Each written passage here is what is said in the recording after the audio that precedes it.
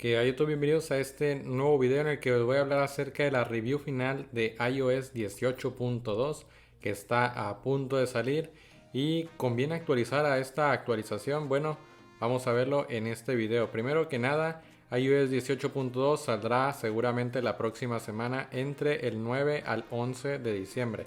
Y bueno, primero vamos a hablar acerca de la conectividad porque si revisamos en el apartado de general, información donde dice firmware del modem cambió, ha sido actualizado con iOS 18.2. La verdad yo no he notado diferencias, pero pues si cambia el firmware debe de haber algunas mejoras en la conectividad Bluetooth, Wi-Fi o de datos celulares.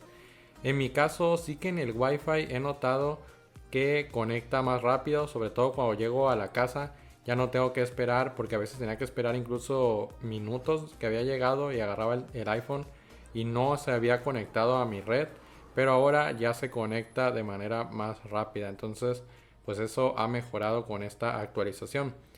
Y ya si nos vamos al aspecto de la estabilidad, yo al menos no he experimentado cierres inesperados. Es decir, por ejemplo, tengo las aplicaciones abiertas y no se me han cerrado, aunque eso tampoco no me pasaba con ninguna versión anterior. No se me ha bloqueado, congelado. Por ejemplo, un problema que tenía pero con iOS 18 era que se llegaba a trabar Facebook cuando estaba deslizando en las publicaciones, pero desde iOS 18.1 se quitó, con 18.2 tampoco no ha vuelto. Y además las aplicaciones, por ejemplo, se comportan bien en general. Como les digo, nada se ha quedado pegado. También, eso sí, un problema que tenía con iOS 18.1 es que a veces algunos botones del centro de control se quedaban, por así decirlo, congelados. Entonces desaparecían y luego simplemente volvían a aparecer. Pero eso ya no me ha ocurrido con iOS 18.2, siempre han estado bien. Y ahora vamos a otro apartado que es muy interesante para muchos y es el de la fluidez. Porque, pues bueno, a muchos les interesa que en sus dispositivos no se les traben. Yo al menos en las animaciones no he notado nada. Si se fijan es bastante fluido. Cuando abro las aplicaciones abren relativamente rápido. Por ejemplo, en el teclado yo no he experimentado problemas. Y bueno, ahorita escribí todo mal, pero no se ha pegado. Lo digo porque sobre todo muchos usuarios de iPhone 16 decían que no les detectaba toques, entonces el teclado pues no escribía a veces. Pero parece que desde iOS 18.1.1 ya ese error ya no lo han reportado, porque no he visto tampoco publicaciones relacionadas. Yo al menos nunca lo experimenté, tampoco con iOS 18.2. Algo que sí me llamó la atención es que hice el test de Geekbench. Lo voy a abrir la aplicación y por ejemplo tuve una puntuación de single core de 2390 y una multicore de 6031.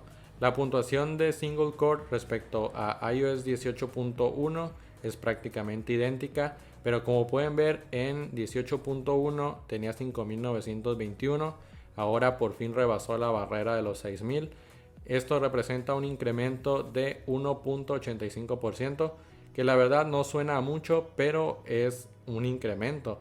Y si lo comparamos con iOS 18, que es la versión inicial, es un incremento de más del 3%. Así que definitivamente Apple ha pulido el rendimiento y es algo mejor. Y esto que estas son prácticamente pruebas sintéticas, o sea, tal vez no reflejen el uso real, pero nos indican que sí está más optimizado. Y en cuanto a la batería, que es otro de los puntos que seguramente más les interesa, pues vamos a ver comparado con iOS 18.1.1. Por ejemplo, si me voy a los últimos 10 días y veo días que utilicé la batería de manera similar, me encuentro con que, por ejemplo, el martes tuve un uso ya con iOS 18.2 de 4 horas y media de pantalla.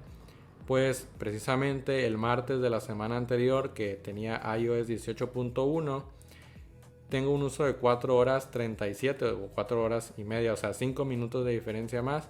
Prácticamente me ha rendido la misma duración de la batería con iOS 18.1 y 18.2. Es decir, no ha mejorado, pero tampoco ha empeorado, es la misma experiencia.